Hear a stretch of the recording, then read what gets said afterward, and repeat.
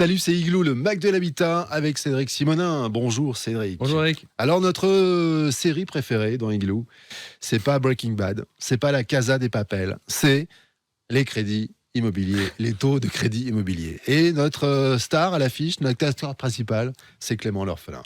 Ma solution crédit, c'est sa boîte, il en est le directeur. On va parler de ces taux en début 2024, embelli ou chaos, c'est le thème de l'émission. Franchement, je suis impatient d'en savoir un petit peu plus, Clément. Avec grand plaisir, on va voir tout ça ensemble. On va voir tout ça, il y a plein de questions préparées par Cédric Simonin. Oui, une série à rebondissement.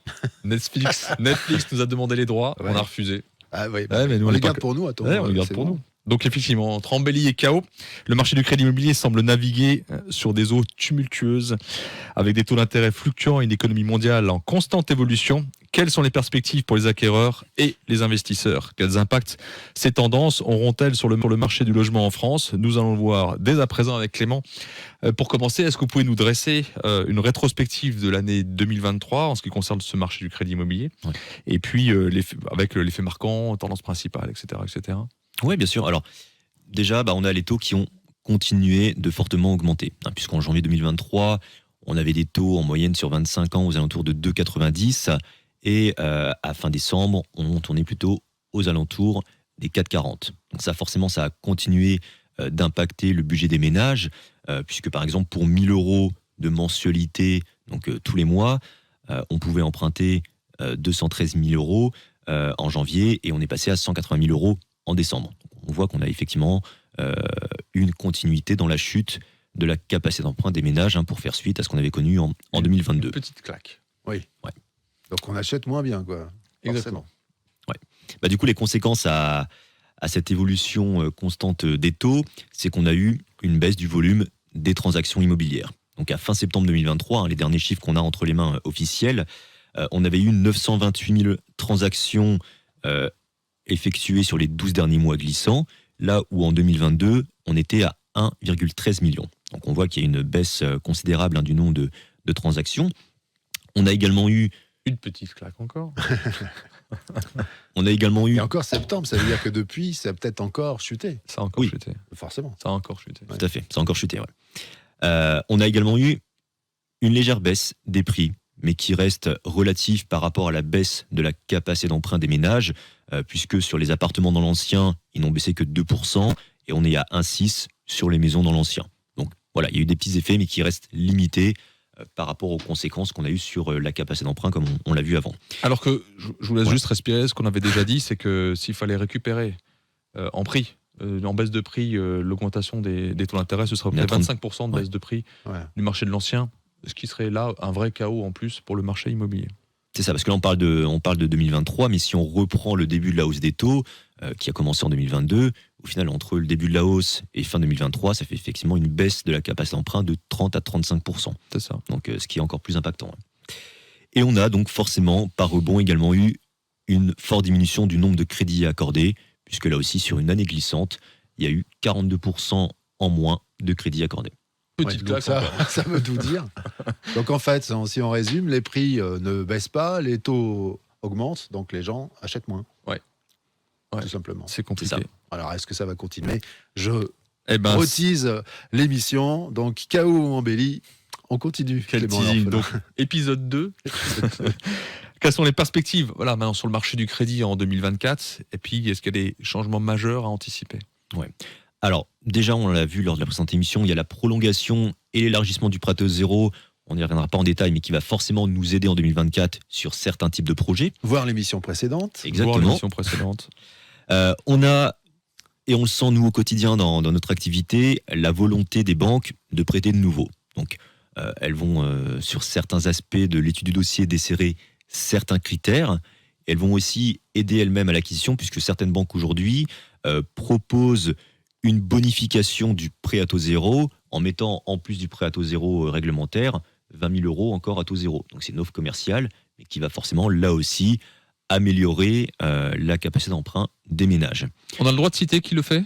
Alors, à l'heure actuelle, on a principalement la Caisse d'épargne, le Crédit Agricole qui le propose. Effectivement, ouais. Si déjà c'est- c'est quelque chose de bien, autant les citer. Hein. Ouais, Tout à c'est fait. une manière de faire baisser le taux finalement. Ah bah complètement. Bien sûr. Bah, de combien? Vous avez du coup 20 000 euros aujourd'hui. Ouais, mais ça représenterait combien, par exemple, sur un emprunt à 200 000, 20 000 à taux zéro, en plus Ça nous fait en moyenne entre 80 et 100 euros en moins par mois. Ah oui, quand même. Donc, ce qui n'est pas neutre. Ouais, et donc ça fait baisser là, vous avez cité 4,4, donc ce serait quoi à peu près? J'ai pas le calcul en tête. Mais... En taux moyen? Ouais, non, le taux qui serait de 4,4 s'il n'y a pas cette offre commerciale, il serait à combien? Si on calcule avec l'offre commerciale. En taux moyen, du coup, avec le prêt à taux zéro, on va être aux alentours des 3,9 du coup. Si on a 20 000 euros à taux zéro. Oui, c'est intéressant. Oui, bien sûr. Et surtout, donc, la bonne nouvelle qu'on a déjà constatée, on a, ça y est, les banques qui ont commencé à baisser leur taux.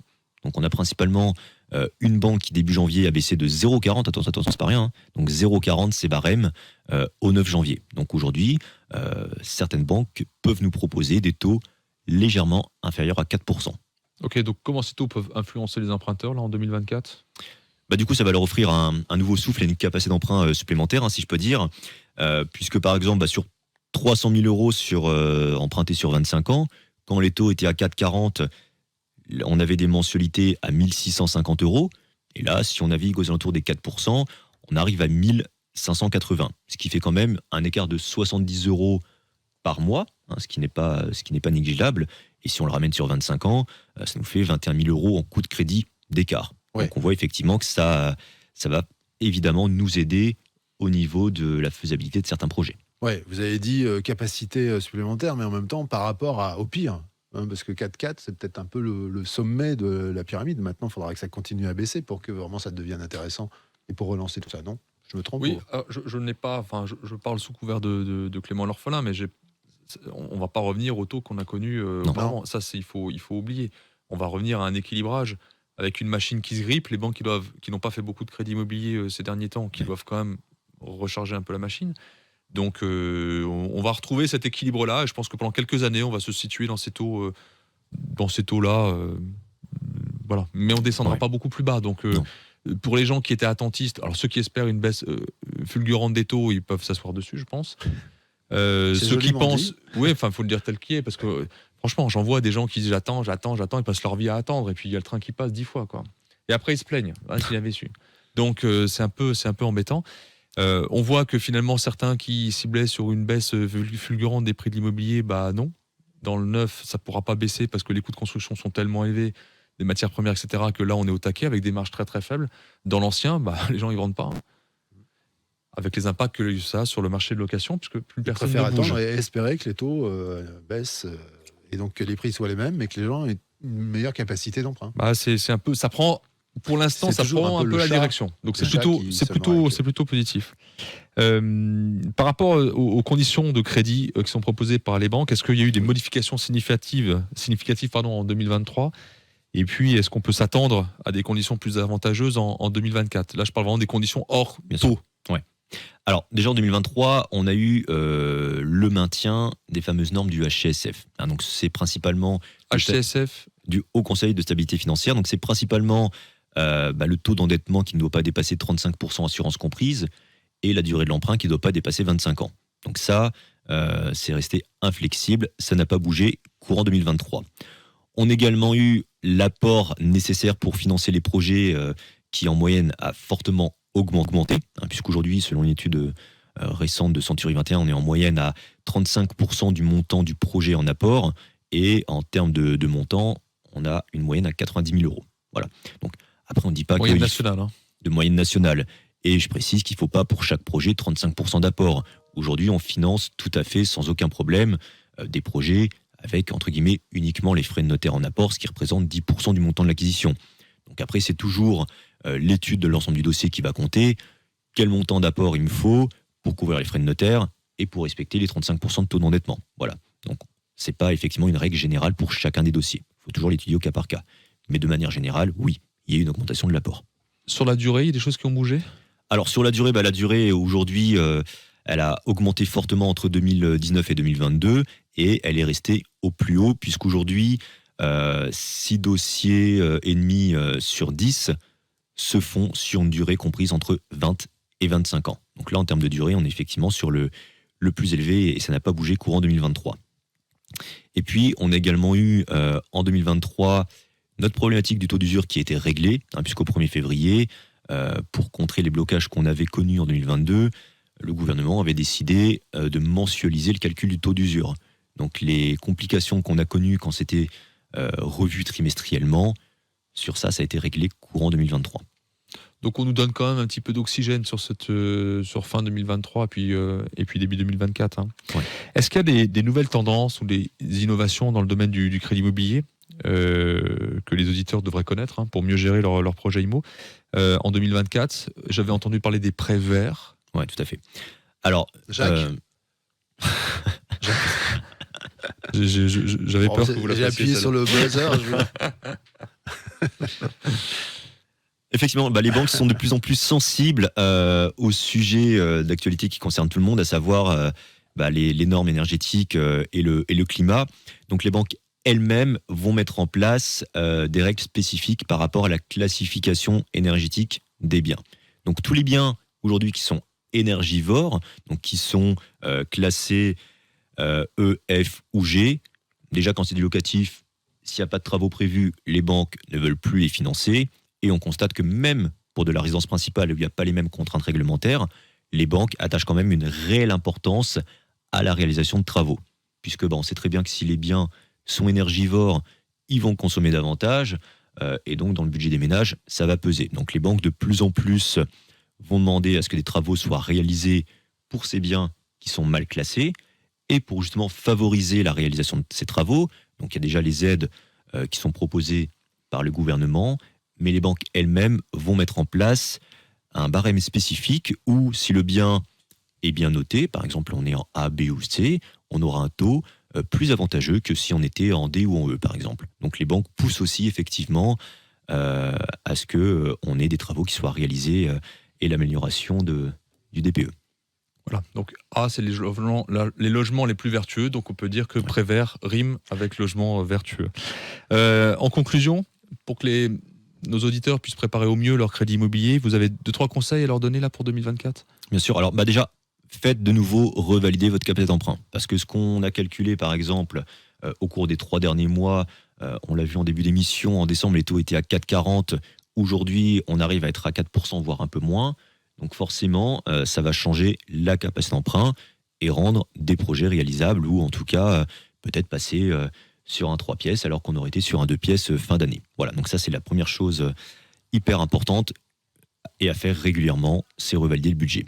Les autres choses également très importantes, c'est quand vous visitez un bien, notamment dans l'ancien, demandez en priorité le DPE. Voilà, ça fait partie aujourd'hui des éléments essentiels de voir comment le bien est classé et s'il faudra ou non réaliser des travaux. Sachant que ces travaux, bien entendu, on pourra les intégrer dans l'enveloppe du financement au même titre que le montant de l'acquisition. Et puis, se faire accompagner. Parce qu'aujourd'hui, il y a tout un tas d'aides qui vont permettre la rénovation énergétique et qui vont faire baisser aussi le taux moyen. Parce qu'on parlait de travaux, mais les travaux, ils peuvent être financés à taux zéro. Donc, au lieu de les mettre dans le prix principal à 4,40, on peut avoir une grosse partie à taux zéro et là aussi rendre réalisables des projets qui, de base, pouvaient éventuellement ne pas l'être avec toutes ces aides. On termine avec un concours de pronostics, messieurs. Il faut vous engager maintenant, en juin prochain. Quels seront les taux de crédit ? J'ai besoin d'un chiffre. Cédric Simonin. Je commence ? Ouais.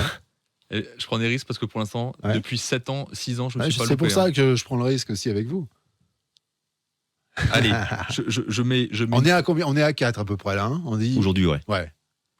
Moi, je mets une fourchette moyenne à 3,50. 3,50, c'est votre dernier mot ? Oui, Jean-Pierre. Clément ? J'allais dire entre 3 et 3,50. Ah ouais, donc moins que 3,50 quand même. Ouais, d'accord, ok, c'est noté. On refait une émission bientôt ? On verra bien. Et le gagnant gagne épisode 3. un panier garni avec un bretzel. Voilà. Ou plein de trucs alsaciens, je ne sais pas, on verra. On trouvera bien un petit cadeau. Voilà. D'ailleurs, on pourrait organiser un concours alsacien autour de ce taux, après tout. On verra. C'est un sujet très intéressant. Je ne sais pas si on a vraiment répondu à la question embellie ou KO. Embellie. Embellie. Ouais, embellie. Embellie. Mais vous n'avez pas écouté, mais ça, on a Si, j'ai écouté, mais je ne suis pas super convaincu d'embellie. Mais il faut vous réveiller. Petite embellie, Clément, vous en faites pas. Embellie relative. Ça fait 6 ans, je commence à voir que ça décline. Ouais, ça baisse. Ça décline. Ça baisse, mais moi, c'est dans les cheveux, mais lui, c'est dans le cerveau. C'est comme les taux de crédit, voilà. ça baisse. Merci messieurs. En tout cas, topmusic.fr pour retrouver les émissions du Mac de l'Habitat ou bien Igloo on Air sur Facebook, la chaîne YouTube et les plateformes de podcast. À très vite, salut. À bientôt. À bientôt.